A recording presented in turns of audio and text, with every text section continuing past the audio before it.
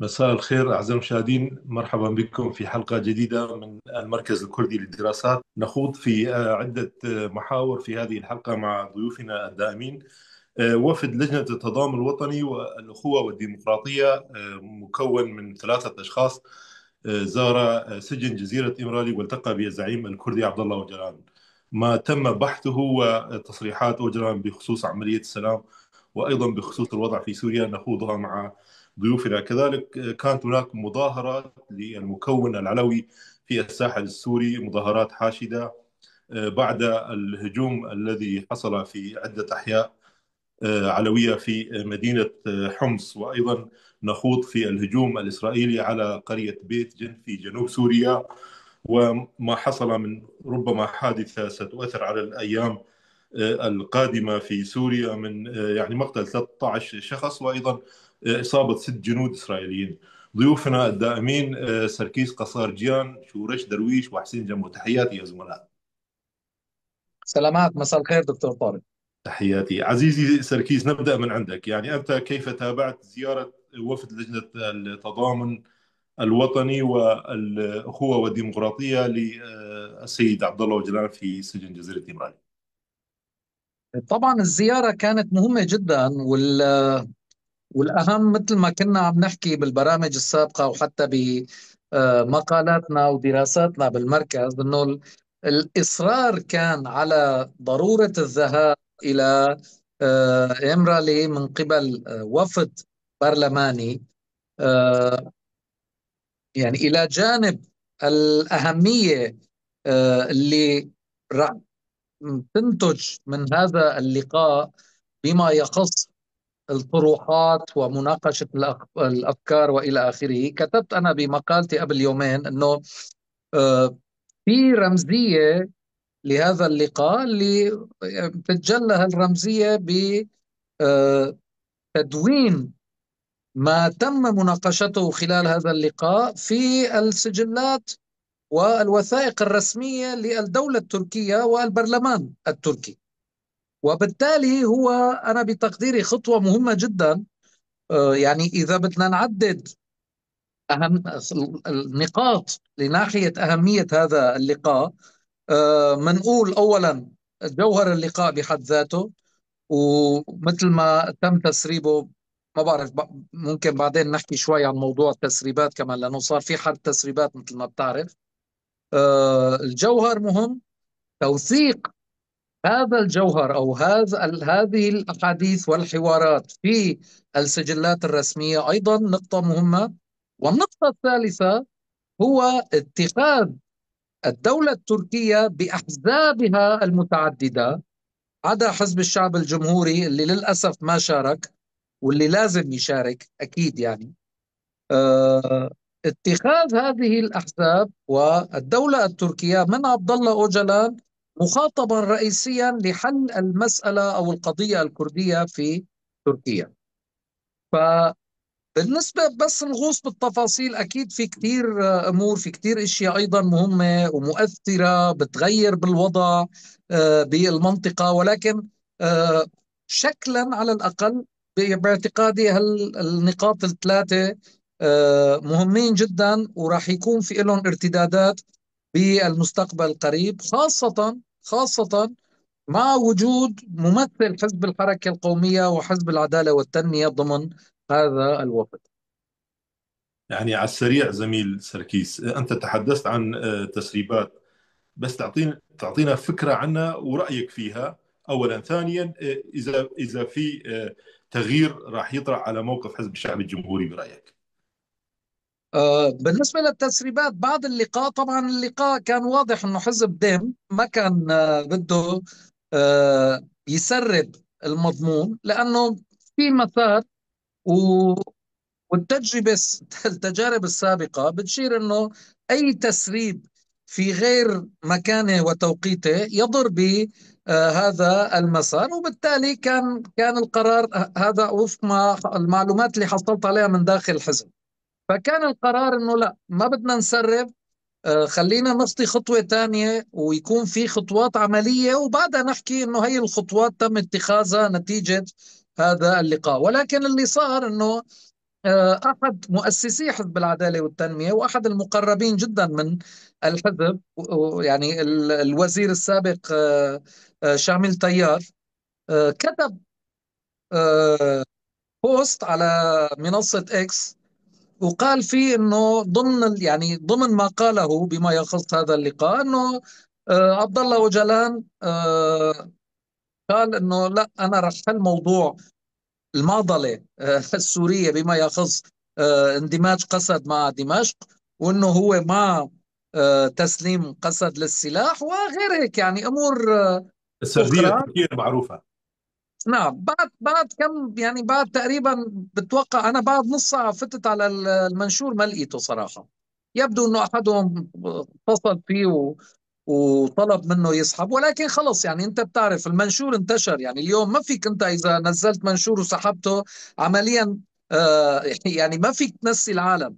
فبدأت وسائل الإعلام التركية وحتى بعض وسائل الإعلام المؤيدة للجولاني أو للشرع يعني باسمه الجديد، صارت تحكي انه لا، حتى عبد الله أوجلان ضد قسد ويطالب بتسليم قسد لسلاحه والى اخره. فهون كان قرار حزب ديم بانه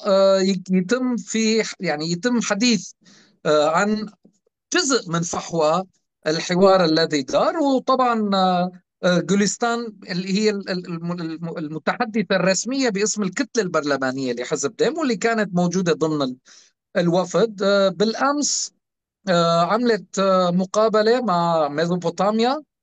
وعلى فكرة ميزوبوتاميا كمان مثير للانتباه، يعني انه الموقع كان محظور في تركيا، ولكن الآن انفتح. يعني صار فيك انت من تركيا بدون في بي ان تفتح الميزوبوتاميا وتقراه، وكلنا بنعرف ميزوبوتاميا يعني من توجه ميزوبوتاميا كوكالة كموقع إخباري.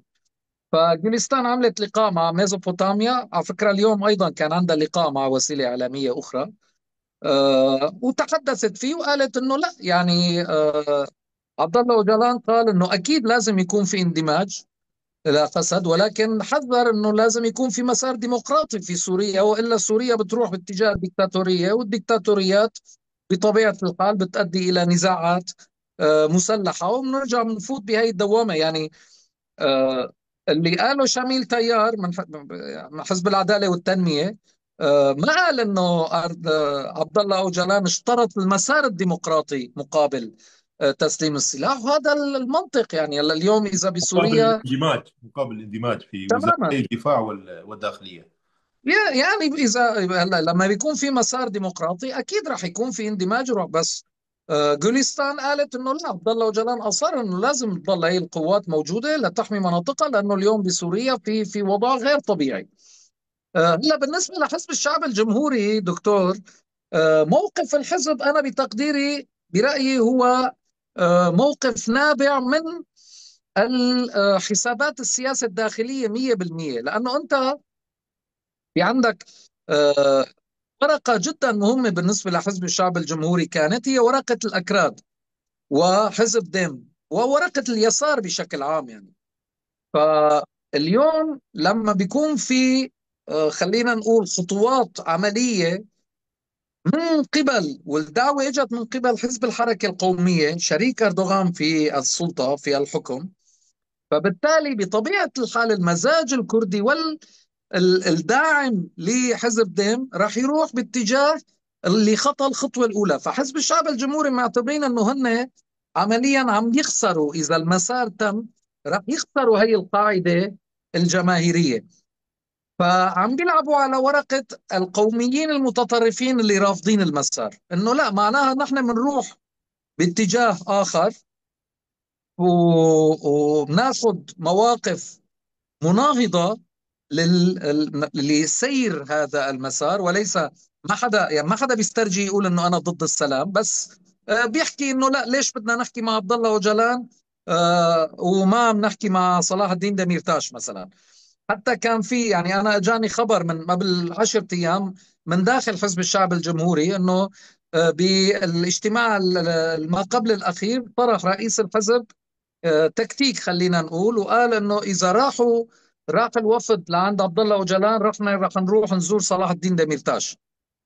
فوصل الخبر لصلاح الدين ديميرتاش وقطع عليهم الطريق وقال لهم انه انا ما عاد بدي التقي ولا سياسي، وموضوع المخاطب بالقضيه الكرديه هو القائد عبد الله أوجلان. ولكن يعني هذا كان منبع. احيانا الناس ما بتعرف مصدر ليش انه صلاح الدين ديميرتاش فجاه طلع وصرح التصريح. فهي حسابات سياسه داخليه، وراح تكسب هي الحسابات حزب الشعب الجمهوري أصوات الحركة الأصوات اليمين المتطرف، عفوا، مو الحركة القومية، كمان جزء من الحركة القومية طبعا من القاعدة الانتخابية. ولكن أنا إذا بتسألني، ومن يعني أنا على الأقل بتابع الانتخابات التركية بشكل معمق على الأقل من 2008، خليني أقول، باعتقادي أنه قد ما جمع أصوات ما راح يقدر يجمع الأصوات اللي كانت تجي نتيجة تحالفه ولو غير المعلن مع حزب ديم أو قبله HDP الأحزاب يعني اللي المنتمية للحركة الكردية في تركيا. شكرا جزيلا. زميل حسين، أكيد أنت سجلت عدة ملاحظات، تفضل فيما يخص خصوص يعني فيما يخص زيارة وفد لجنة التضامن الوطني والأخوة الديمقراطية للسيد عبد الله أوجلان. بحب أشير للملف السوري تحديدا، يعني اللغط اللي صار بخصوص التسريب الأول اللي صار، وحتى يعني أثار الموضوع بلبلة حتى على المستوى الكردي، وهذا الشيء نابع من عدم يعني قصور أو قصور في فهم المسارات الجديدة اللي دخلتها القضية الكردية، اللي ما عادت الأدوات القديمة تصلح للتحليل. الأدوات القديمة اللي كان يتم استخدامها لتحليل الموقف قاصر عن الإحاطة بالتعقيدات الجديدة يعني المساحة الجديدة اللي فتحتها، يعني المساحة الجديدة اللي انفتحت أمام القضية الكردية فعلا هي خلينا نسميها أرض جديدة، سواء على المستوى الدخول للمستوى الدستوري في تركيا، أو على مستوى إسناد ملف الإدارة الذاتية، ملف روجافا، ملف شمال شرق سوريا مع الحكومة السورية. هلا هون الخلط جاي من مستويين. أول شيء المستوى السوري اللي هو يعني من أول ما تم توقيع اتفاق 10 آذار، آه، تم استقبال هي الاتفاقية على أنه تسليم، على أنه قسد استسلمت للدولة السورية أو اقتنعت أنه الدولة السورية هي الأساس، وأنه ما عاد في حاجة للسلاح لمبدأ الدفاع الذاتي. ونحن بنعرف أنه روح الإدارة الذاتية، روح هي الفكرة كلها، حتى فكرة الأمة الديمقراطية روحها هو الدفاع الذاتي. بدون دفاع ذاتي ما في فكرة، ما في مشروع. وبالتالي يعني هو عبث انه يتم اصلا التفاوض على هذا الملف على انه يكون كانه هو التخلي عن السلاح. هذا اولا. مستوى الخلط الثاني هو عند بعض الاطراف التركيه السابقه، خاصه بوزاره الخارجيه، اللي هن عم بيقدموا مقاربه على اساس ارتباط الملفين في شمال شرق سوريا وفي شمال كردستان. وبالتالي ما ينطبق على شمال كردستان ينطبق على قوات سوريا الديمقراطية، وكأن الحكومة التركية هي التي تحكم دمشق. يعني الحكومة التركية لا تحكم دمشق، وهي عارفة بهذا الشيء. يعني أصلا خيوط السياسة السورية انتقلت جزء كبير منها إلى الجنوب العربي، خلينا نسميه دول الخليج خاصة، وفي تدخلات يعني أيادي دولية موجودة فيها. الموضوع ما تحت سيطرة تركيا كما يروج.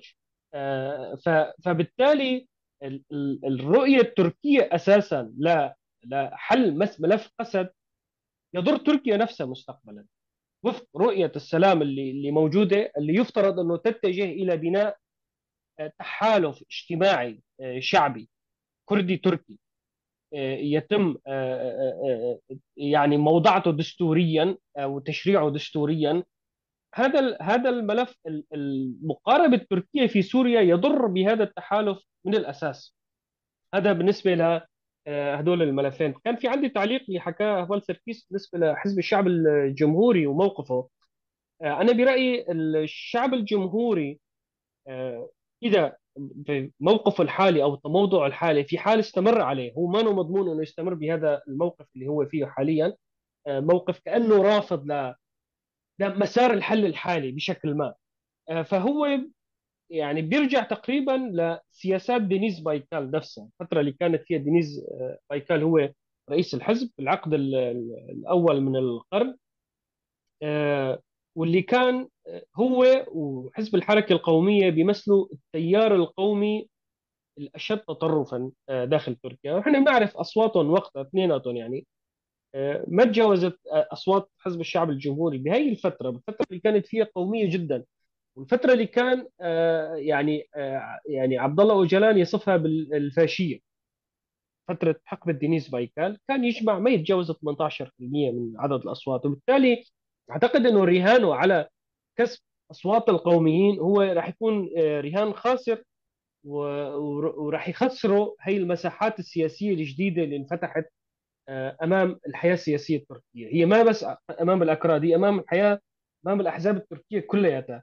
وبالتالي يبدو أنه حزب الشعب الجمهوري رجع وعلق في حسابات ماضوية، واعتقد انه ستنعكس عليه سلبا. نعم، شكرا. زميل شورش تفضل، كمان مسجل ملاحظات أكيد. مساء الخير لكم جميعا. يعني أنا ما عندي شيء أزيده على الزميل سركيس وصديقي حسين. في فكرة أنه دائما كل ما رشح تصريح فيما خص 10 آذار، أنا بدي أحكي عن هالنقطة هاي اتفاقية 10 آذار، يطلع محامو اتفاقية 10 آذار، محامو قسد داخل تركيا حزب ديم، يطلع ويروي ما يقوله أوجلا. عندنا 3 شواهد على هذا الموضوع. في المرة الأولى تحدث حزب ديم أنه روج آفا خط أحمر.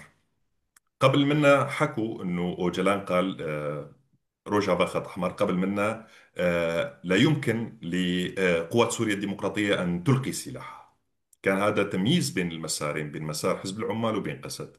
الثالثة اجت حسب تصريح جوليستان كليتش، حكيت كلام أوجلان بطريقة نفهم منها أنه يدعو إلى اللامركزية والديمقراطية في سوريا، ولا يمكن أن سوريا تبقى دولة ديمقراطية ديكتاتورية عفوا، لأنه هذا سيقود إلى حكم شمولي مخيف وسيكون له ارتدادات.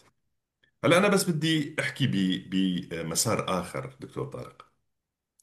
في فهم خاطئ أنه عملية السلام جاءت لأنه تركيا قابلة للتفكك، وأنها قاب قوسين أو أدنى من انفجار داخلي وانقسام. أنا أستبعد هذه النظرية بالمطلق. يعني في مشاكل داخل تركيا، في عطب ذات، في عطب داخلي، في رغبة بمراجعة لوزان والذهاب إلى خيارات التآخي، مثل ما حكى رئيس البرلمان، لأنه الأناضول هي بلاد الكرد والعرب والترك بآخر تصريح له. أنا بملاحظاتي أنه إذا تتبعنا اللحظة ب 1918 كان في شيء بيسموه اللحظة الويلسونية. لما ويلسون طرح حق الشعوب في تقرير المصير، صار في شيء بالعالم اسمه اللحظة الويلسونية. اللحظة الويلسونية تمثلت أنه الشعوب العثمانية بدأت تتمسك بفكرة حق تقرير المصير اللي حكى عنه ويلسون، وفي أوروبا كمان. مع أنه ويلسون كان له رأي آخر وهذا مو موضوع نقاشنا. حاليا عم نعيش اللحظة الترامبية بعد 7 أكتوبر. خلينا نتتبع السلك اللي اتدخلت فيه الولايات المتحدة للإصلاح بين الدول وبين الجماعات ما دون الدولة، يعني مش بس الدول. بأذربيجان وأرمينيا تدخل ترامب بخصوص ملف، يعني ملف معبر زنجازور، وتم الاتفاق على معبر للسلام بين البلدين، ووقعوا اتفاق قبل شهرين في واشنطن. فيما خص حماس وإسرائيل تم الوصول أيضا إلى اتفاق عبر فرض القوة الأمريكية، يعني مش إنه الاتفاقات تجري بمجرد التشاور والحديث. كمان عندنا بين الصحراء الغربية البوليساريو والمغرب، وأخذت أمريكا الملف إلى الأمم المتحدة وتم تسجيل الحكم الذاتي للصحراء الغربية ضمن الولاية المغربية. كمان في وعد ترامبي بالتدخل في الشأن السوداني، وفي الخلاف بين إثيوبيا وإريتريا، وفي أيضا بين إسرائيل وإيران. وبالتالي هناك تدخل أمريكي حدث، وحكى ترامب عن 7 محاولات ناجحة بإيقاف الحروب في العالم، من الحرب بين الهند والباكستان اللي كانت على يعني على شفير الهاوية لتندلع الحرب.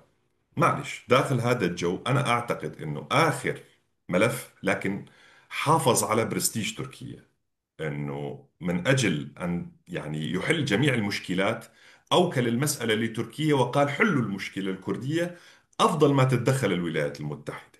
الشاهد على هذا جنكيز شاندار الصحفي التركي الاشهر وعضو حزب ديم في البرلمان بيحكي بكتابه مهمة تركيا المستحيلة أنه تركيا ترفض الوساطات الخارجية أيا تكن فيما خص عملية السلام بين الكرد والترك، أضيق بين حزب العمال الكردستاني والحكومة التركية. ترفض تركيا فكرة وجود طرف ثالث. لأجل ذلك أنا أعتقد بأنه اللحظة الترامبية وصلت إلى تركيا، لكن مع احترام العلاقات التركية الأمريكية. يعني ما عم نحكي عن شرق أوسط أنه كان بدها تتغير المنطقة، لكن عملية السلام للأسف ضيعت على الكرد فرصة تغيير تركيا. هذا كلام في كثير من الإسفاف ومن الضعف السياسي. لا تركيا قابلة للتفكيك في الظرف الراهن، ولا الكرد قادرين يفككوا تركيا، ولا في نزاع مسلح يمتد على شعبين والشعبين يتمترسوا خلف خنادق، ولا ميزان القوى يسمح بين طريقة حرب الجريلا والأنصار وبين حرب الدولة التركية المدججة بالسلاح واللي هي دولة ناتو. ما في داعي نعد أسباب قوتها العسكرية. وبالتالي أنا بعتقد أنه المسألة مرتبطة بدفع أمريكي، دفع غربي باتجاه عملية سلام. هذا ما التقطه بهجلي. آه، عرف أنه المنطقة قابلة على التغيير، وإلا ستتدخل أمريكا في ملف السلام، وهذا رح يؤذي سمعة تركيا خارجيا. يعني فكرة أنه نقعد على طاولة تفاوض برعاية أمريكية هذا بنحطه على طرف. لكن أنا بحب أقول أنه الوفد اللي راح على إمرالي آه، يعني ممكن مسألة ال10 سنوات يعني إخفاء المعلومات عللها أردوغان لما كان راجع من جوهانسبيرغ باتجاه تركيا من يومين. قال إنه الأفضل الإعلام ما يتدخل مشان ما يثير التشويش، يعني ما يصير في تشويش. هناك تشكك كردي كبير، يعني مش بس الأتراك رافضين. وإذا في إحصائيات هفال سركيس ممكن، أو زميلي سركيس يحكي في مسألة كم عدد الناس الموافقين على عملية السلام من داخل تركيا. هناك رفض متبادل للفكرة. لكن هذا يقودنا إلى مسألة أنه في رأي أيضا كردي يقول لا يمكن لمعتقل أو سجين أنه يفصح عن رأيه في عملية السلام أو يكون المفاوض الأول، مع أنه أشهر تجربة للسلام لما كان مانديلا بجزيرة روبن معتقل، ووفد السلام راح لعنده، وفد خارجي ووفد داخلي أيضا من المؤتمر الوطني الأفريقي راح لعنده، ومن الحكومة الجنوب أفريقية، من جماعة دوكليرك ومن جماعة مانديلا راحوا ليشوفوا. في كتير نقاط تشابه. وبالمحصلة استطاع مانديلا أن يكون المفاوض باسم المؤتمر الوطني الأفريقي. كمان عندنا تجربة يعني رسالة من سجن برمنغهام للسود يعني بالولايات المتحدة، لما كان أيضا السجناء يفاوضون على الحقوق المدنية يعني من داخل سجون الولايات المتحدة. يعني المسألة لا ترتبط، أنا باعتقادي أنه تكون سجين أو لا تكون سجين. الحزب والمجتمع الكردي اختار مفاوض باسمه، والدولة التركية أيضا اختارت مفاوضينها باسمها من داخل البرلمان ومن خارج البرلمان. من خارج البرلمان بمعنى الشخصيات السياسية اللي إلها عمق معرفي بالقضية الكردية وبالإشكال الشرق أوسطي. وبالتالي بدنا نخفف شوية كلام عن أنه الشرق الأوسط رح يتفتت إلى دول وإلى ما هنالك من صياغات. في تغيرات في الشرق الأوسط وليس تغيير الشرق الأوسط. يعني مسألة رسم الخرائط أنا باعتقادي ما في هالمرحلة حاليا في المدى المنظور أنه سيتم تشكيل دولة لفلان ودولة لعلتان. هناك تغيرات في الشرق الأوسط وليس تغيير خرائط الشرق الأوسط. نعم، شكرا جزيلا زميل شورش. زميل سركيس، نرجع لعندك والمحور الثاني من النقاش. كان في مظاهرات في الساحل السوري ومناطق أخرى طبعا. المكون العلوي بعد الهجمات اللي صارت في حمص، صار في طبعا حديث عن مقتل زوجين في أحد الأحياء. يعني حادثة تشبه حادثة التصريحات أو الكلام الذي طال مقام النبي محمد، وصار في هجوم على المكون الدرزي في أشرفية صحنايا وجرمانة تشبه تلك الحادثة. بعد ذلك يعني صار في دعوة من أحد يعني الشيوخ الكبار العلويين بالتظاهر والاعتصام للتنديد بهذه السياسات ضد العلويين، مجموعة وسلسلة متواصلة من الانتهاكات حقيقة الأمر. أنت كيف رأيت هذه المظاهرات؟ هذا يعني ردة الفعل كيف شفتوه؟ وموقف الحكومة يعني ما الذي لفت انتباهك؟ أي تطور صار؟ موضوع المظاهرات دكتور طارق، طبعا يعني باعتقادي هي المظاهرات رسخت زعامة الشيخ غزال للطائفة العلوية، وقدمته ك خليني أقول قائد، كمسؤول، كمخاطب للتفاوض مع الطائفة العلوية، لأنه بهذا المكان، بهذا الموقع، كان في مشكلة عند العلويين في سوريا. لأنه نحن بنعرف نظام الأسدين كانت سياسة ممنهجة عنده أنه العلويين ما يكون لهم لا رمز ديني لا رمز سياسي، وبالتالي تم اختزال العلويين بالسلطة. يعني بمعنى أنه نحن موجودين، إذا رحنا بتروح الطائفة. هاي كان سياسة ممنهجة طبعا كانت. فهذا أدى إلى أنه العلويين وغيرهم طبعا، يعني المسيحيين أيضا آه، اليوم في البطرك اليازجي شوي عم بيتحرك ويحكي وكذا، ولكن بشكل عام ما في، يعني ما في قائد. هلا بموضوع الشيخ غزال، آه، بتوقع الطائفة العلوية وجدت بشخصه، رغم انه يعني اللي بيعرف تعقيدات الطائفة العلوية وبيعرف الانتماءات العشائرية راح يوافقني الرأي انه عشيرة الشيخ غزال هي مانا من العشائر خلينا نقول الكبيرة او الذات الثقل الديني ضمن الطائفة. يعني حتى مثلا أنا لما الشيخ غزال دعا المظاهرات، كانت عيني على جبلة، إنه جبلة إذا طلعت، لأنه جبلة بعيدة جدا عن عشيرة الشيخ غزال، فمعناها فعلا هو رسخ حاله كقائد، وهذا اللي صار يعني. فكان مهم جدا. ليش؟ لأنه هي الطائفة أساسا إذا بنشوف التيارات داخل الطائفة، في تيار علوي موالي للجولاني وبيشتغل معه، يعني بيمشي على خطاه.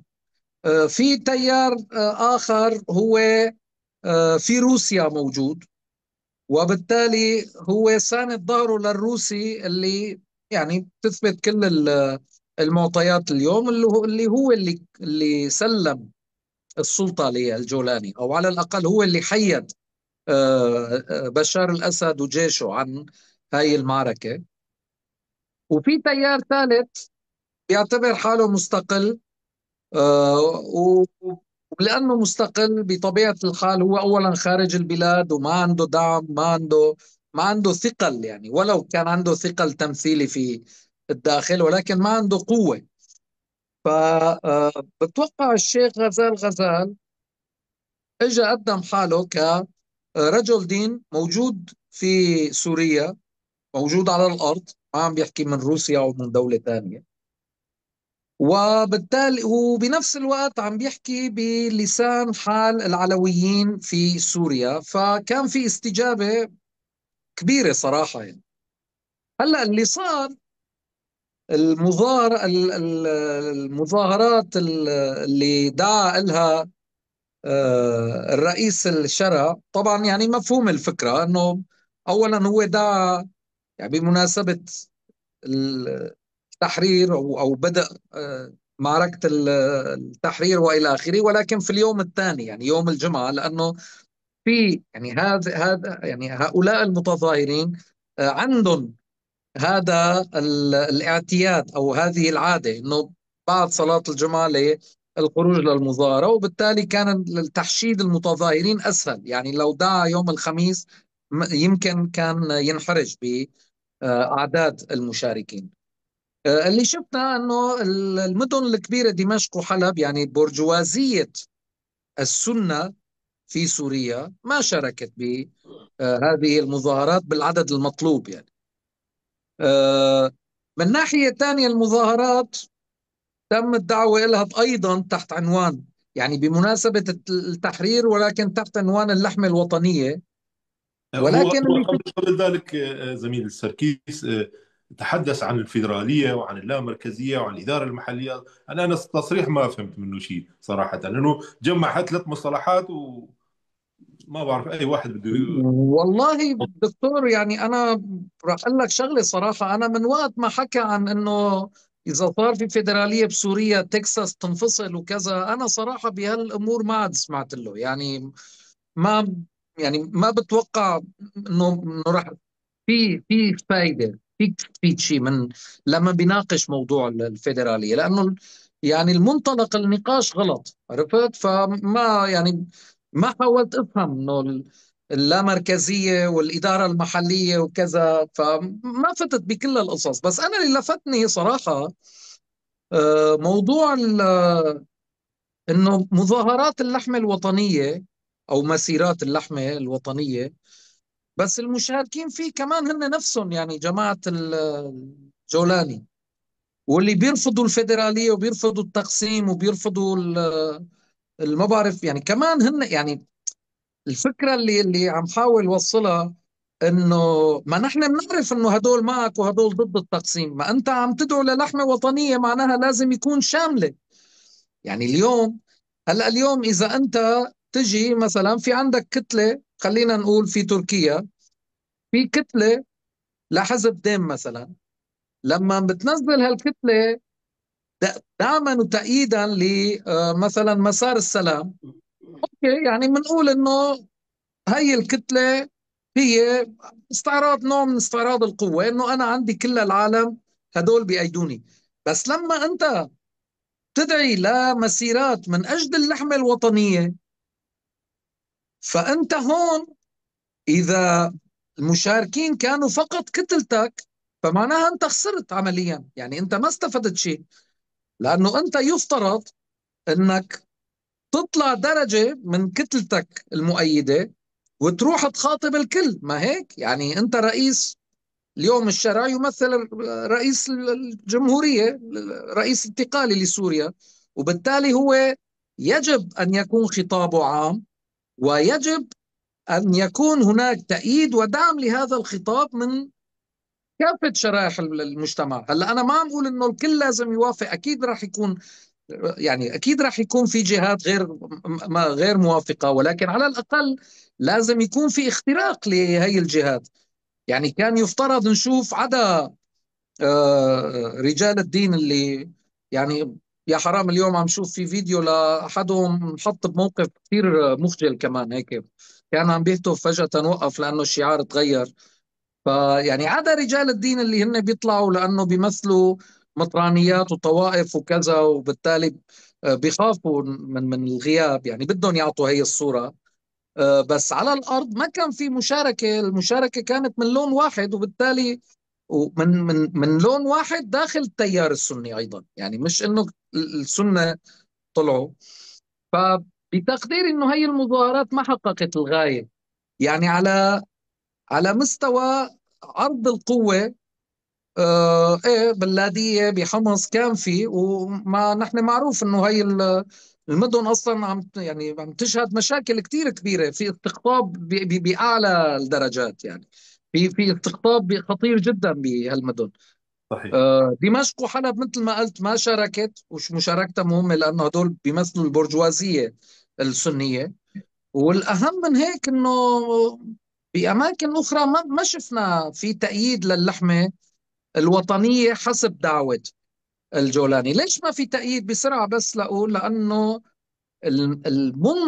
المدخل خاطئ. يعني أنت لما بتقدم الغير بأنه هو يهدف للانفصال وهو منه هيك، يعني أوكي بفهم أنه هلأ بالدروز بالجنوب صار في شوية أصوات تدعو للانفصال، وحتى هي الأصوات بتقديري هي ردود أفعال، يعني أو خلينا نقول نوع من التكتيك للتفاوض، يعني رفع سقف التفاوض للوصول إلى نتيجة معينة. بس بالنهاية العلويين عم بيقولوا لك فيدرالية لا مركزية سياسية. أخي ما بدنا فيدرالية، شيل الكلمة هاي الكلمة لأنه عم تعمل حساسية عند الكل، عند الشرق وعند تركيا. لا مركزية سياسية، العلويين بدهم لا مركزية سياسية. آه، مجتمعات شمال شرق سوريا بدها لا مركزية سياسية. الجنوب بده لا مركزية سياسية. ما حدا عم بيجيب سيرة لا الانفصال ولا الاستقلال ولا التقسيم ولا. فأنت لما بتدعي لمظاهرات ضد التقسيم، يعني هي المظاهرات ضد التقسيم ما بعرف مين، يعني حتى أنا ماني شايف إنه إسرائيل عندها هدف لتقسيم سوريا. يعني حتى هدف إسرائيل اليوم ما هو واضح. بس إذا قلنا أنه إسرائيل مهتمة بتقسيم سوريا، فمعناها هي المظاهرات موجهة ضد إسرائيل، لأنه هي الوحيدة الجهة اللي بدها أو عم تشتغل على هذا الموضوع. ولكن شفنا أنه الشعارات والأفعال اللي صاحبت هي المظاهرات ما كانت موجهة ضد إسرائيل، يعني نعم. كانت موجهة ضد مكونات. وبالتالي أنا بتقديري هو يزيد من الاستقطاب الخطر أصلا في سوريا، ويرفع من خطاب الكراهية أيضا الذي وصل إلى مستويات خطرة في سوريا. فأعرف يعني أنا اللي شايفه أنه شغل السلطة كل ماله على أعصاب. يعني أنت أول يعني ضغط خطاب كراهية 3 أشهر أوكي، بترجع بتشتغل شهرين 3 ممكن تنزل من هذا الدوز الكراهية. بس أنت إذا بتضلك داعي سنة وسنتين خطاب كراهية، كيف بعدين بوقت من الأوقات بدك تطفي الخطاب هذا؟ بينطفى؟ ما يعني برأيي لا. وال وكل التجارب بتقول انه ما فيك انت تزرع كراهية كراهية كراهية نعم. وتطفي. فلنشوف يعني وين بدنا نروح. نعم. زميل حسين، يعني التغييرات التي قرأتها في المظاهرات والمظاهرات المضادة، ما الذي لفت انتباهك؟ يعني مظاهرات المكون العلوي ومظاهرات السلطة وتصريحات الشرع والكلام عن الفيدرالية واللامركزية والإدارة المحلية يعني مع بعض. يعني أول ما يلفت النظر في مظاهرات العلويين في الساحل وبعض المناطق الداخلية هو أنه بالفعل هم بدأوا الآن السياسة من الصفر. يعني ما في أحزاب سياسية، ما في أرضية إرث سياسي جديد، بمعنى أنه يكون موجود يمشوا عليه. حتى قيادة غزال الدينية هي جديدة على العلويين، لأنه كانت رمزية ومنقسمة أساسا يعني. وبالتالي هي بداية السياسة عند العلويين من الصفر. والرمية الأولى يبدو كانت عند الشيخ غزال، وممكن يعني ممكن تبقى معه وممكن تتطور لحالة سياسية أعلى من أنها تكون تحت قيادة رجل دين يعني. بالنسبة للطرف الثاني كمان هم مش يبدأون السياسة من الصفر، لكن هم صفر سياسة. الطرف الآخر صفر سياسة، نفس خطابات الكراهية، نفس إهانة للمكونات والإصرار عليها. يعني هذه مسألة الشتائم الأمهات العلويات وصندوق البويا اللي حملوه. تجي تدخل على التعليقات، يعني 90% منهم بأسمائهم الصريحة يدافعون عن الفعل، يعني حتى هم غير متراجعين. بالتالي يعني حتى ما فينا نقول أنه الجولاني لا يسيطر على الشارع.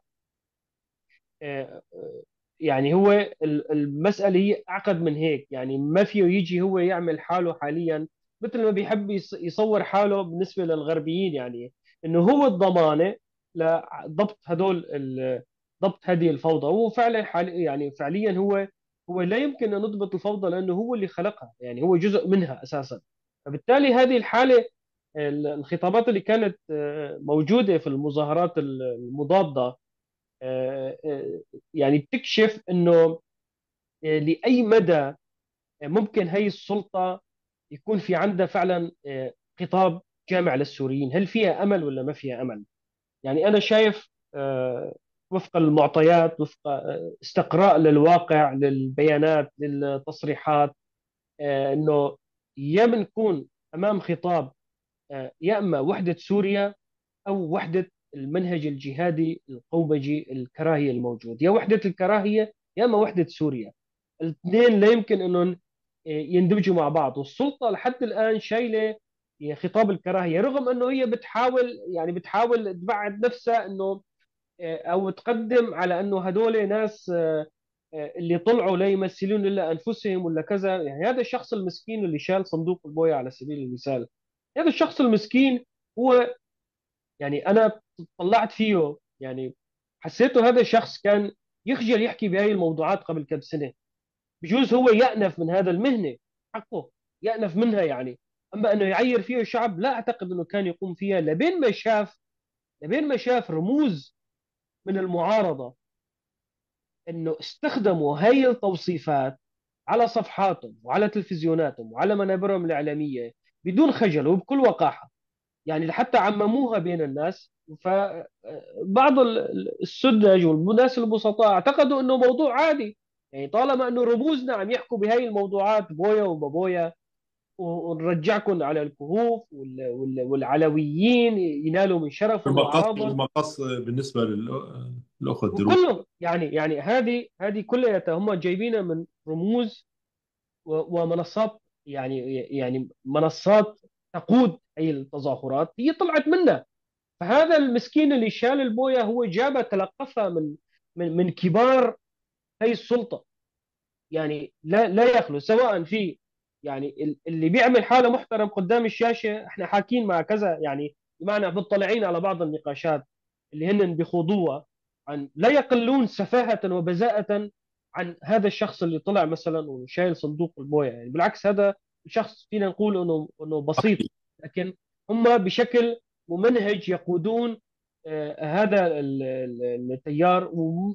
يعني لا اعتقد بالنهايه راح آه، راح ينعكس ايجابا على هي السلطه. طيب حسين، ما لفت انتباهك يعني هل حجم المشاركة؟ مظاهرات مجهرية رأينا في ساحة الأمويين، هلا بين انه ما صحيح، ما حدا مشارك، مئات صحيح. مئات. هلا هظل طارق في مساله مهمه، يعني زميل سركيس ذكر بالنسبه لحجم المشاركه في حلب، في دمشق مثلا. هلا بنعرف نحن انه اغلبيه المشاركين، يعني حسب اصدقاء كانوا موجودين، اغلبيه المشاركين في دمشق هن من المحافظات الاخرى اللي جايين على دمشق.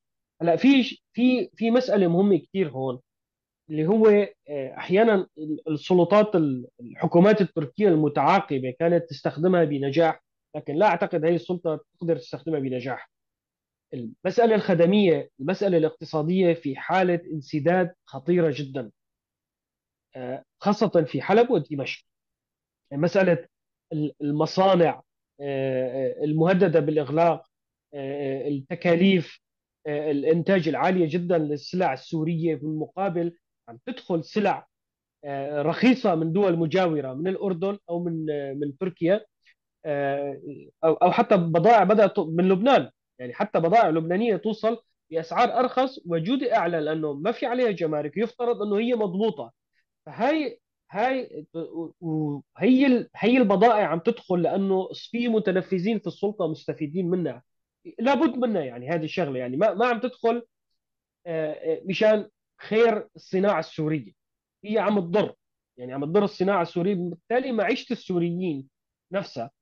ويعني هذه المساله الخدميه، يعني على شفا انهيار المساله الاقتصاديه والخدميه والمعيشيه لهدول المواطنين.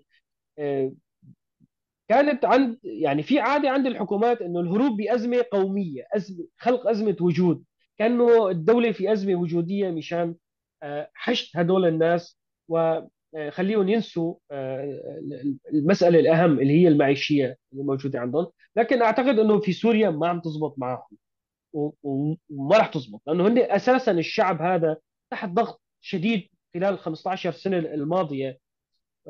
وبالتالي يعني المرحله الجايه حاليا ما بعتقد انه سلطه الشرع تقدر تحتويها. وبالتالي انه يعني شفنا الفراغ اللي كان موجود في الساحات في حلب ودمشق. اعتقد انه راح تتسع، وهي جرس انذار اساسا للسلطه. نعم. الملف الاقتصادي وتدمير الصناعة الوطنية السورية مهم جدا ويجب التركيز عليه في قادم الأيام. زميل شورش، يعني أنت ما يعني كيف رأيت المظاهرات في الساحل من قبل المكون العلوي؟ آه، تصدر زعامة دينية للعلويين لأول مرة، يعني وجود عنوان لديهم وردة فعل السلطة والحديث عن الفيدرالية والإدارة المحلية واللامركزية باعتبارك محامي. يعني تفضل. هلا مسألة يعني إنه البحث عن مكافئ ديني للتصدي لجماعة دينية وصلت إلى الحكم، هذا يخلق أزمة أخرى داخل سوريا. ما ننسى اليوم إنه في عنا 4 أقطاب دينيين زائد قائد علماني يمثله الجنرال مظلوم عبده، الشخص المدني أو العلماني. في مقابل عندك سلطة دينية أو بناء إكليروس داخل المجتمعات الطائفية السورية بما في ذلك السلطة. هذا يخلق مشكلة كبيرة. المسألة اللي حصلت في حمص ما كانت مقطوعة الصلة عما جرى قبلها، يعني كانت القطرة التي أفاضت الكأس. العنف المستمر، الإذلال الدائم، الإصرار على سياسة الاعتقال والتغييب الذين سلموا أنفسهم، كانت واحدة من المطالب في انتفاضة الساحل أو بالمظاهرات. مصير المعتقلين، يعني اللي سلموا حالهم، العسكر العادي اللي سلم حاله، في ناس عم تسأل. زائد أنه يبدو أنه مسألة المحكمة أو محكمة المتورطين في إبادات الساحل، في جرائم الساحل، كانت كمان عامل معزز أنه ما في شكل عدالة إذا ما قمنا وحكينا وكذا. لكن أنا بتقديري ما ممكن للناس تطلع بدون وجود ضمان دولي. الضمان الدولي وقع في 6 نوفمبر تشرين الثاني هذا الشهر. قرار مجلس الأمن 2799 هو اللي وضع سلطة الشرع أمام اختبار حقيقي. البند بدي أحكيه: حماية حقوق الإنسان لجميع السوريين وسلامتهم وأمنهم بغض النظر عن العرق أو الدين. وبالتالي صارت مسألة حماية الأمن وسلامة السوريين تحت البند السابع. اليوم سلطة دمشق تنام تحت البند السابع، وبالتالي لا تستطيع الخروج. لو ما حدث من مظاهرات قبل 3 أشهر كان شاهدنا إبادة أخرى في الساحل، ترويع أكبر، قتل أكثر مما جرى في آذار هاي السنة. وبالتالي طولة البال اللي أبدتها السلطة وحياها بعض المعارضين الرخوين ما قرأوا أنه المسألة مرتبطة بالبند السابع اللي هو سيف مسلط على رقبة هذه السلطة. أنا شلتك من قوائم الإرهاب يا أحمد الشرع ويا أنس خطاب، في مقابل أنك تحفظ حياة السوريين على الأقل. هذا على الأقل. بند الآخر يقول إقامة عملية سياسية شاملة يقودها السوريون ويمتلكون زمامها. هلا نقطة الفرار من هذا البند يتمثل باختلاف مشكلات داخلية. كنا بأكذوبة حامي الأقليات، صرنا بحامي الأكثرية. يعني بدك تحمي الأكثرية من مين؟ السنة من مين؟ من العلويين اللي سلموا سلاحهم؟ من الدروز المستنكفين بالجبال؟ ولا من قسد اللي إلها تجربة فريدة داخل سوريا، اللي هي تجربة جمع تسد، تجميع السوريين في قلب جهاز إداري وعسكري وأمني وحتى تفاوضي، تحمي سوريا من أي أقلية بالضبط. يعني هذا الدفق عند هاي السلطة لتحويل السنة إلى يعني قالب مصمت، هذا هو الخطر الكبير من خلال افتعال يعني الكثير من أحاديث المؤامرة والحكي عن أنه في مؤامرة من قبل الأقليات وفي مجلس أقليات ومجلس تحت الأرض يقود عملية سياسية في مواجهة هذه السلطة النبيلة التي تعبر عن مطامح الشعب العربي السوري المسلم السني. هذا كله يعني جرعة أكاذيب أخرى تطلق. أنا لاحظت في خطابه فيما خص الساحل أيضا، خطاب أحمد الشرع عندما يتحدث عن الفيدرالية ويصفنا بالجهل، يعني يصف القانونيين الديمقراطيين المطالبين باللامركزية بالجهل. يعني هذا كلام يتقاطع مع كلام بشار الأسد مرة أخرى. لما كان يصف الناس بأنه الثورة هي كذا وهدول جهلة ومتخلفين أو إرهابيين أو كذا. هذه استخدام ألفاظ القيمة من شخص يفترض أنه هو في مقام الرئاسة، ولو أنه هي يعني رئاسة انتقالية. هذا ينتقص من حقوق السوريين في امتلاك السياسة، من الحق في الكلام. يا أخي أنا بدي أحكي باللامركزية والفيدرالية. ليش هذا الوصم بالجهل؟ هذه مشكلة في عقل هاي السلطة، أنه تخلق تابوهات وتقنع الشارع الموالي إلها أو المؤيد إلها أو الخايف منها بأنه هناك تابوهات لا يجب الحديث عنها. بعدين بيرجع بيحكي بيقول الفدرالية أصلا هي الإدارة المحلية، علما بأنه بالقانون ما في هيك شيء، هي ترهات. الإدارة المحلية شيء، الحكم الذاتي شيء، الفدرالية شيء، الكونفدرالية شيء، والاستقلال شيء آخر. يعني عندنا تدريجة كبيرة جدا، وكل وحدة تختلف عن الأخرى يطول شرحها. وإحنا كتبنا مادة المركز الكردي للدراسات عن تبيئة اللامركزية، كيف نبحث عن إعادة توطين فكرة اللامركزية داخل سوريا ضمن شروط معينة.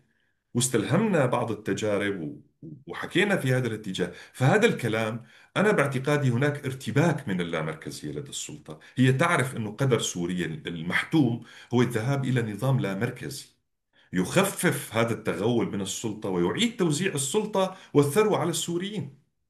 يعني ما معقول اليوم ثروة السوريين في أيدي أمينة، وهي الأيدي الأمينة هي أيدي إخوة الرئيس أو أصدقائه المقربين. هذا الكلام رح يطفو إلى السطح، لكن أنت بحاجة دائما إلى فرق تسد، إلى يعني ضرب السوريين بعض ببعض من أجل الوصول إلى صيغة التخويف المشهورة.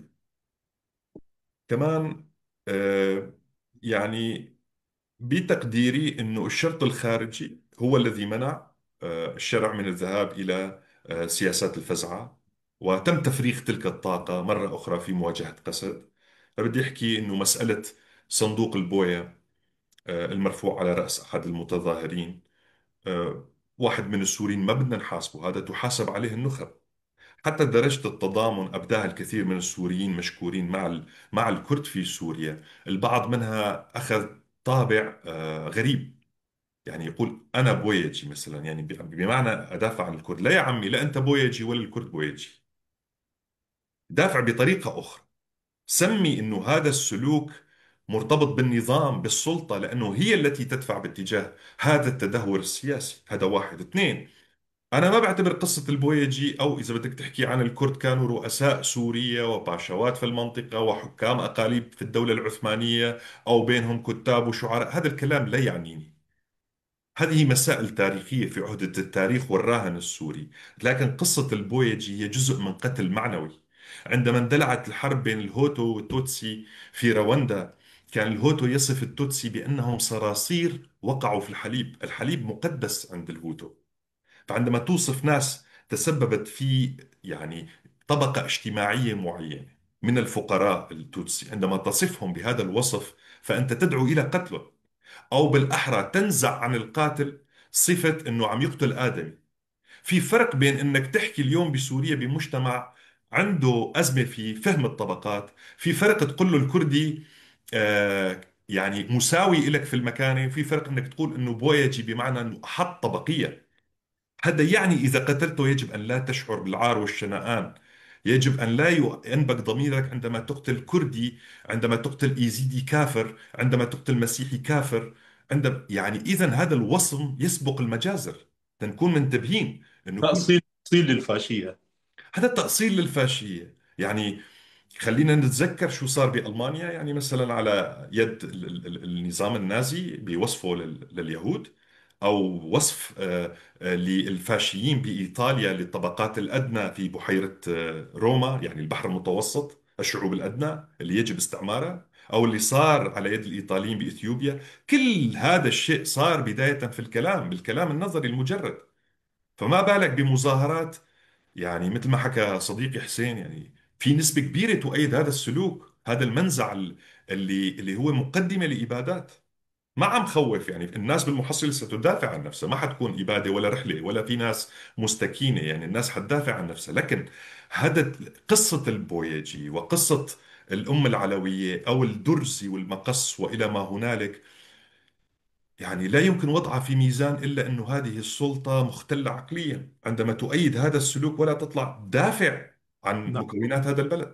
كلام مهم. يعني الأمر يحتاج إلى تحليل أعمق لهذه الظاهرة، لكي يعني السوريون كلهم يفهمونها، يفهمون خلفياتها، يفهمون النماذج التي قدمتها الآن، ما حصل في التاريخ من توطئة وتأصيل لمثل يعني هذه الأمور انتهت بالإبادات المليونية لأعراق وقبائل وأناس وأديان أيضا يعني. يعني في المخيال السوري دكتور طارق، في المخيال السوري مهنة البويتش هي مهنة يعني غير محبذة اجتماعيا. عندما توصف شعب كامل فيه الأكاديمي وفيه الشاعر وفيه الكاتب وفيه سائق التاكسي وفيه كل المهن اللي ممكن تتخيلها، اللي تنطبق على أي سوري بتنطبق على الكردي والعلوي والدرزي. عندما تخصص هذا الوصف، أنا باعتقادي المسألة تتجاوز إنه واحد ساذج رفع يعني علبة بوية أو مدري صندوق بوية. صحيح. المحور الثالث زميل سركيس، الهجوم الإسرائيلي على بيت جن، قتل 13 مواطن سوري، بغض النظر مسلحين ولا مو مسلحين، قاوموا ولا ما قاوموا، هاي سرديات تقال. وايضا اصابه 6 جنود اسرائيليين، 3 حالتهم خطيره مثل ما يعني المصادر الاسرائيليه قالت. هذا التطور. وبعدين كان في عده تصريحات اسرائيليه بانه اذا علموا او تاكدوا من ان السلطه متورطه في الموضوع فلهم كلام اخر. كيف قرات هذه الحادثه؟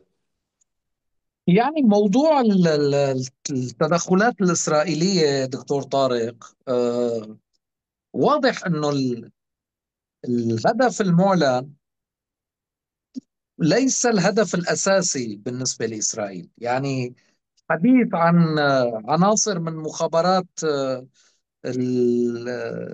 النظام الجديد في سوريا وإلى آخره، هذا حديث يعني ما لازم ننسى أنه إذا عم نحكي نحن عن بيت جن، فإسرائيل هي أكثر جهة تعرف وضع بيت جن، لأنه أساسا مقاتلي جبهة النصرة ببيت جن كانوا يعني بيتلقوا العلاج بإسرائيل بأيام الاشتباكات والحرب السورية. فالموضوع ببساطة هو هذا التنافس، أو خليني أقول الخط الأحمر الإسرائيلي المرسوم، الوهمي المرسوم في منتصف سوريا، واللي أمس حتى ما ضل يعني ما ضل الموضوع سر كمان. يعني طلع نتنياهو قال إنه نحن ما راح نسمح لتركيا لتنزل إلى الجنوب. ففي خط من ريف حماة الجنوبي، هذا الخط ممنوع على تركيا تتجاوزه، وعطى أمثلة. يعني قال قصفنا التي 4، قصفنا مطار حماة وإلى آخره، لأنه الأتراك كانوا عم بيحاولوا يتمركزوا. فهذا من جهة، ومن جهة ثانية أعلن نتنياهو، يعني طلع قال أسقطنا الأسد وبدنا نشكل المنطقة، وسوريا جزء من المنطقة، فنحن اللي بدنا نشكل هي المنطقة. يعني نسف كل الروايات تبع التحرير وإسقاط الأسد، ومن يحرر يقرر. يعني أصلا هذا الشعار لازم يتغير، لأنه هذا صار اللي بيخدم نتنياهو. يعني أنت لما تقول من يحرر يقرر، معناها عم تعطي نتنياهو الحق هاي في طلعت ماركه مسجله باسم نتنياهو مو باسمه. يعني فهو الشق القانوني. هلا آه إسرائيل متشجعة لهالاستهدافات نتيجة طبيعة السلطة الموجودة اليوم في سوريا. يعني أنا ما عم أقول إنه إسرائيل ما كانت رح تعمل، ما كانت رح تستهدف، ما كانت رح تضرب لو سلطة أخرى، ولكن ما كانت قادرة أنها تقوم بهي العمليات وبتبرير، وأيضا بتفهم. يعني حتى اللي هن مناهضين للسياسات الإسرائيلية في فلسطين، بالدول الغربية، في الغرب، ما في أصوات عالية بتناهض التحركات الإسرائيلية في سوريا. ليش؟ لأنه بجزء هن كمان عم بيبرروا هاي الخطوات الإسرائيلية، لأنه السلطة في سوريا هي سلطة جهادية ذو خلفية جهادية من لون واحد، وغير قادرة على ضبط الأمور. يعني أنت لما بتطلع بتقول إنه في عناصر منفلتة ارتكبت مجازر في اللاذقية، وفي عناصر منفلتة ارتكبت مجازر في السويداء، وانت نفسك اللي كنت عم تشكر هي الموجات المتوجهة لللاذقية والمتوجهة للسويداء، والحمية الوطنية لديهم. فأنت عمليا عم بتقول عم تأكد الرواية الإسرائيلية اللي بتقول إنه في سلطة في دمشق غير قادرة على ضبط الوضع، فأنت عم بتقول إنه في عناصر منفلتة. فشو إسرائيليا عم بحكي طبعا، وأنا قلت ببداية حديثي إنه هو هي يعني كلها مبررات ما أنا منطقية يعني. بالنهاية كلنا بنعرف إنه لو إسرائيل ما بدها الشرع يوصل لدمشق ما كان وصل يعني ببساطة يعني. ولكن أنت عم تعطي المبرر لحتى الإسرائيلي يقول إنه طيب ما اختلفنا في سلطة في دمشق، ولكن هي السلطة غير قادرة تضبط. أنا شو بيضمن لي إنه هدول المنفلتين اللي ارتكبوا مجازر في السويدة بكرة ما يصيروا على الحدود ويعملوا لي مشكلة؟ الموضوع الآخر، الفكرة الأخرى اللي كمان يعني بتشجع إسرائيل بهذا، بسياساتها، انه انت لما بتضل تحكي عن التجربة الإدلبية والتجربة في إدلب وتعميم هذه التجربة، ونحن بإدلب عملنا ونحن بإدلب هيك كنا وكذا، وبعدين نكتشف انه بإدلب في اماكن عم بيتم استهدافها من قبل التحالف الدولي، وفي اشتباكات عم بتصير بين مجاهدين وبين السلطة، فأنت عمليا معناها أيضا عم تعطي مبرر للإسرائيلي اللي ممكن يطلع يقول يا أخي هدول الجماعة عم بيحكوا عن التجربة الإدلبية. طيب هي التجربة الإدلبية، في حراس دين وفي تنظيم انصار السنه، وفي في معسكر اتباع. المجاهدين الفرنسيين، وفي مستودع بينفجر وبيصير بيؤدي لموت. ما بنعرف حتى الآن مين الجهة اللي قصفت هذا المستودع، يعني حكى عن التحالف الدولي. لا تطلع الصين اخر شيء، لانه هناك في ايغور كمان. ما وارد يعني وارد. فالتحركات الإسرائيلية الغطاء تبعها، وبرجع بقول أكيد إسرائيل لو بدها تعتدي رح تعتدي، ما رح تسأل يعني. ما راحت ضربت إيران يعني أكثر من هيك إنه. ولكن هاي الاستهدافات ما كانت لتكون بهذه البساطة، وتلقى على الأقل صمت غربي، لولا أن السلطة في دمشق اليوم شكلها مختلف عن الحالي. يعني أنا رح أعطيك مثال كثير صغير، وهي ما أنا قصص ألف ليلة وليلة اللي عم نحكيها يعني. هلا انت اليوم لو عامل سلطه، ولو انت آه، مطلوب بقوائم الارهاب سابقا من قبل الامم المتحده ومجلس الامن وامريكا والدول الغربيه والحليف التركي والحليف القطري، ولكن لو انت بعد ما جيت عملت سلطه من كل المكونات، من كل المكونات بشكل فعلي، يعني مو انك تجيب وزيرة مسيحية عصفورين بحجر، أنثى ومسيحية بنحطها هون، وبنجيب وزير التربية بنحطه كردي ونحن رافضين التعليم باللغة الكردية يعني. لما بتعمل مشاركة فعلية حقيقية ما في حدا يحكي يقول لك انه والله سلطة جهادية او المتطرفين او المجاهدين. بس إسرائيل أكثر حدا، أكثر طرف يعرف ماهية هذه السلطة. ما نتنياهو كان عم بيزور المقاتلين بالمشفى ويطمن على صحتهم، وهذا الفيديو تم نشره من قبل مكتب رئيس الوزراء الإسرائيلي وقتها، يعني ما أنه يعني هو راد أنه ينتشر هذا الفيديو. وببيت جن، يعني مقاتلي عناصر جبهة النصرة اللي كانوا موجودين ببيت جن. وبالتالي أعتقد بأنه ملف جنوب سوريا لا يحل. شو بدك أنت بتهديدات تركيا وبزيارات البيت الأبيض؟ طيب يا أخي ترامب وقت الرشرش قطر، طيب ليش ما قلت له أنه أخي شد شوي، وقف الإسرائيلي عني كل هالقد في محبة وفي تعاون، وتون براك شايفه مو مصدق. طيب يعني ترامب قادر انه يوقف هاي الاستهدافات، وحتى قادر انه يضغط على اسرائيل لحتى تطلع من سوريا. بس واضح انه حتى الامريكي عرفان شو عم بيشتغل الاسرائيلي وشو عم بيعمل. فموضوع الجنوب السوري لا يحل الا من خلال حل المشاكل نفسها اللي هي ايضا داخليه بسوريا، اللي هو موضوع المسار الديمقراطي، التشاركيه في السلطه، انهاء خطاب الكراهيه بالداخل. يعني انت كيف بدك تحكي، كيف بدك تضغط على الاسرائيلي، وفي ناس، وانا يعني بعذرهم، انه شايفين باسرائيل حمايه، ضمانه لبقائهم في السويداء. طيب كيف؟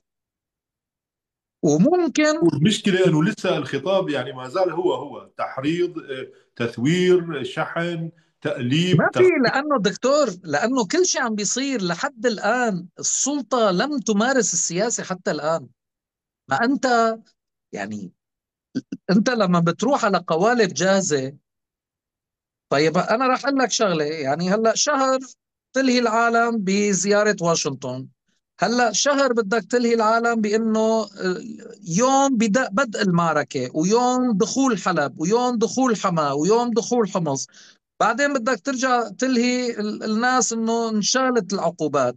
بعدين بدك ترجع تلهي انه والله زارنا الرئيس الوزراء ما بعرف الفلاني، وزرنا الدولة الفلانية. هي مو سياسة، هذا يعني هذا هو القيادة أو الإدارة بالوهم. يعني باللغة التركية هلا يعني ما عم تخطر على بالي، ما عم بيخطر على بالي المصطلح العربي، ولكن الاتراك عندهم مصطلح سياسي لهذا الوضع بيسموه الجيونيتم، انه انت تدير بلد من خلال الاوهام، تطلع تحكي والمصريين يسمونه الهجس. خلص ما بعرف هذا المصطلح والله. ف... فانت حتى الان ما مارست السياسه. وقت اللي طلعت وحاولت تحكي بالسياسه، سواء الرئيس الشرع او وزير خارجيته، حكيت اشياء ما أنا مفهومه. يعني وزير الخارجيه اعطانا مثال الطابه، انا لهلا ما فهمت شو المثال الطابه. شو حدا فهم شو كان المقصود؟ طيب هلا يعني هلا مثلا اذا انت يعني اذا آه الطابه راحت على الجنوب، بتجيب الطابة بتشتري غيرها ولا بتتركها خلص بتستغني عنها؟ يعني الرئيس الشرع بيحكي عن تكساس، انه اذا صار في فيدرالية بسوريا تكساس تنفصل، وايرلندا الشمالية بتنفصل، وايتا بتنفصل. وهي يعني برشلونة يعني الباسك ما كان عندهم نموذج، عندهم يا فيدرالية يعني. يا الكلام عن نموذج إدلب، أو الكلام عن تكساس وإيرلندا. زميل سركيس. بس بس ملاحظة سريعة أيضا بموضوع عدم ممارسة السياسة. المكان الوحيد اللي حاولوا الجماعة يعملوا فيه سياسة، أنا شفت فيديو بالأمس بالمرصد السوري لحقوق الإنسان اليوم أو بالأمس ما عم بتذكر، إنه بي بأحد يعني بأحد المجالس الاجتماعات الممثل السوري طلب نقطة نظام وصار يرد. قالت له رئيسة الجلسة انه انت طالب نقطة نظام، يعني ما بيحق لك، يعني هذا لا يخولك، لا يعطيك حق الرد. يعني نقطة نظام معناها في تجاوز على النظام الداخلي لهذا الاجتماع، لازم تطلع تقلنا انه لا، هون صار كذا كذا. فحتى للمغرب الآن ياسر. لا توجد سياسة، في سياسة خارجية واضح انه في جهات عم بتديرها وبتعمل يعني بتعمل تاخذ المواعيد وبتعمل حملة البي ار والى اخره، وهن الجماعة بيروحوا بيتصوروا وبيرجعوا. ولكن بالداخل حتى الان ما في سياسة. وانا بفهمهم، يعني بفهم دكتور، لانه ناس ما مارسوا السياسة، صعب كثير عليهم هلأ اليوم ينخرطوا بيوم وليلة بالعمل السياسي. يعني قبل شوي كنا عم نحكي عن العلويين، عن المسيحيين. ليش الإدارة الذاتية عم تقدر تشتغل سياسة ومفاوضات وأحيانا إغراق السلطة في تفاصيل المفاوضات؟ لأنه عندهم تجربة، عندهم خبرة بالعمل السياسي. فأخذت كثير من الوقت. يعني هذا لحاله كده بده حلقة، موضوع مزاولة ممارسة السياسة. بس في صحيح. كلمة كثير مهمة بيحكيها زميلي شورش، إنه اليوم نحن صرنا أمام واقع إنه نسمع ناس عم تحكي سياسة، هن ذاتهم اللي كانوا يقولوا كل شيء إلا السياسة، ما تفوت بالسياسة أخي، شو بدك فيه، بلا لك يا. إيه. هلا اليوم هدول الناس صاروا مضطرين انه يحكوا سياسه، فالموضوع صعب كثير يعني. ربما لانه ما يصير، ما يحدث الان مو سياسي اصلا. زميل حسين تفضل، محور ثلاثة، التدخل الاسرائيلي.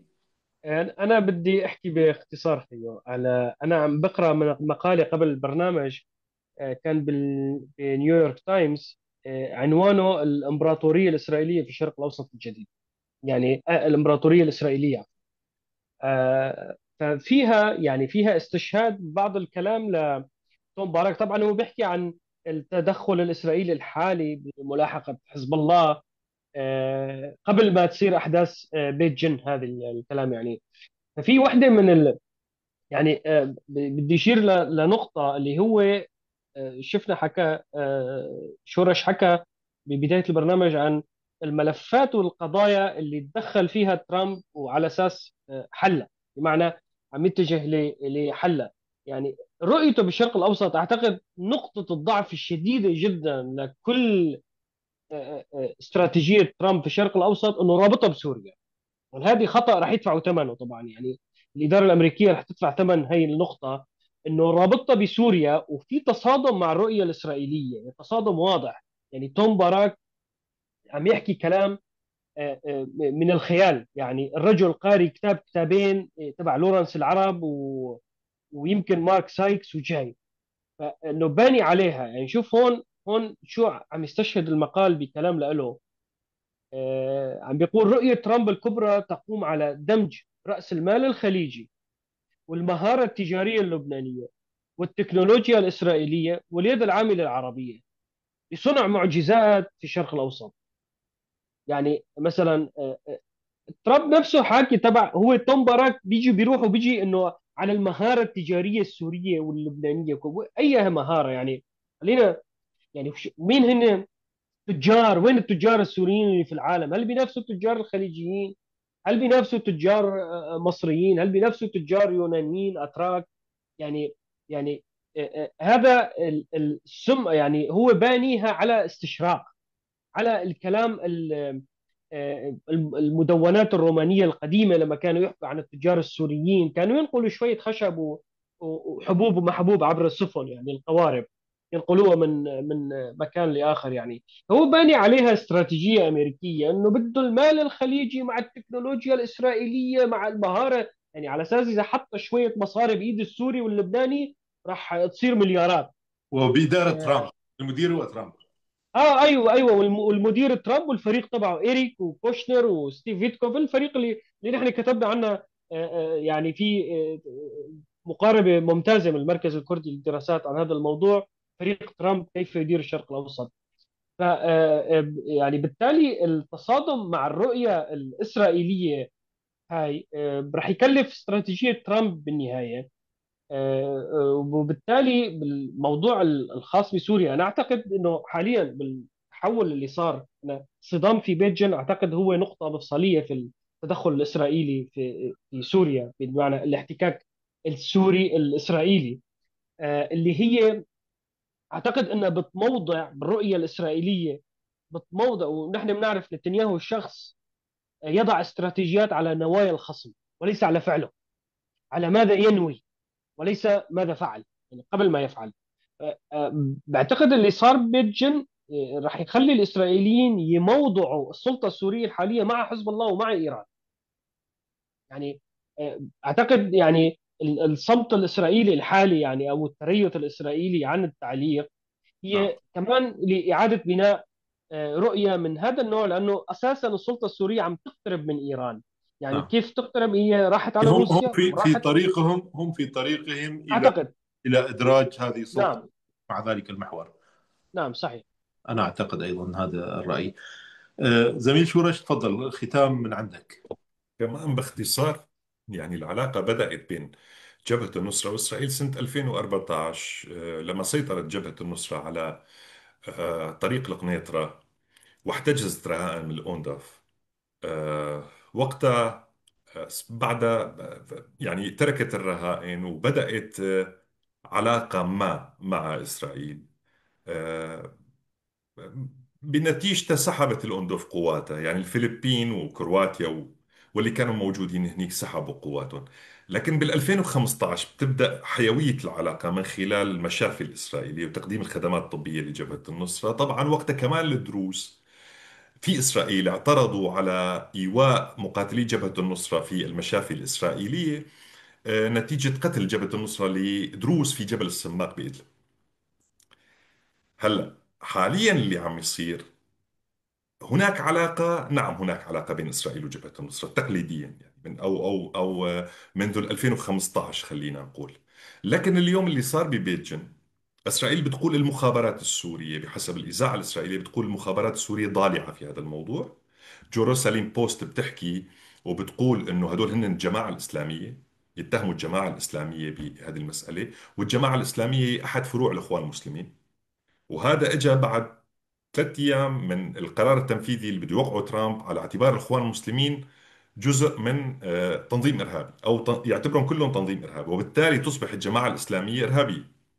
مقتل 20 شخص في بيت جن واشتباك ناري وإلى ما هنالك يحتم الذهاب باتجاه عدم التراخي بمسألة الاتفاقية الأمنية أو مفاوضات سلام مع إسرائيل.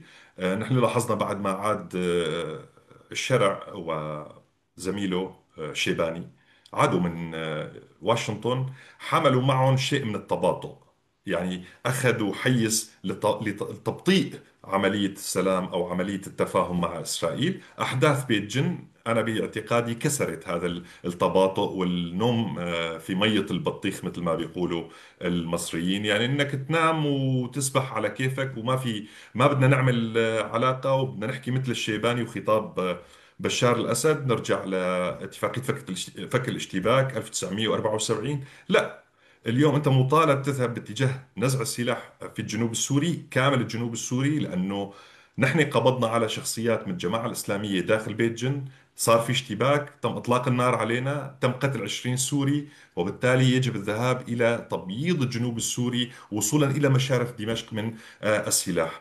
هذا أعاد الحيوية إلى فكرة كيف تصنع سلام في الجنوب السوري. وهذا مرة ثانية الأحداث اجت بعد زيارة نتنياهو للجنوب السوري بأسبوع. أنا باعتقادي وباختصار شديد، الملف وضع على الطاولة مرة أخرى، أمريكا صارت مسؤولة تجيب عن هذا السؤال، الجنوب السوري، مصير الجنوب السوري. لأجل ذلك خرجت مظاهرات، وأنا قلت دائما وأثبتها وسجلها على نفسي: كل ما حدث أمر ما في الجنوب تشيح الكاميرات السورية، كاميرات السلطة، نظرها باتجاه شمال شرق سوريا وباتجاه قسد. هذا بذكرنا بكلام اللبنانيين لما كانوا يقولوا أسد في لبنان ونعامة في الجولان. نحن عندنا نظام اليوم، سلطة هي نعامة بطبيعة الحال في الجنوب السوري. و مع ذلك قال نتنياهو انه هو جاي منتشي وكبران راسه. ايه، انحكى عن الانتشاء، يعني الاسرائيليين قالوا ما توحيد السوريين او العسكر السوري. كمان في اسرائيل هيوم عندها مقال حلو: لاجل المعركه القادمه حتكون ضد مين؟ بدك توحد هالفصائل المتبرمه والمتفلته، انت بحاجه الى عدو. نتمنى ما تطلع براس اي مكون سوري. وارسلوا طائرات 40 طياره يمكن الى حدود الاسكندرون، وجاوبوا سوريا كلها في عده ساعات. زميلي شورج درويش، شكرا جزيلا لك. جزيل و- الشكر. وكذلك شكر للزميل سركيس قصرجان والزميل حسين جمو. أعزائي المشاهدين، انتهينا من حلقة اليوم، إلى حلقة قادمة، دمتم برعاية الله.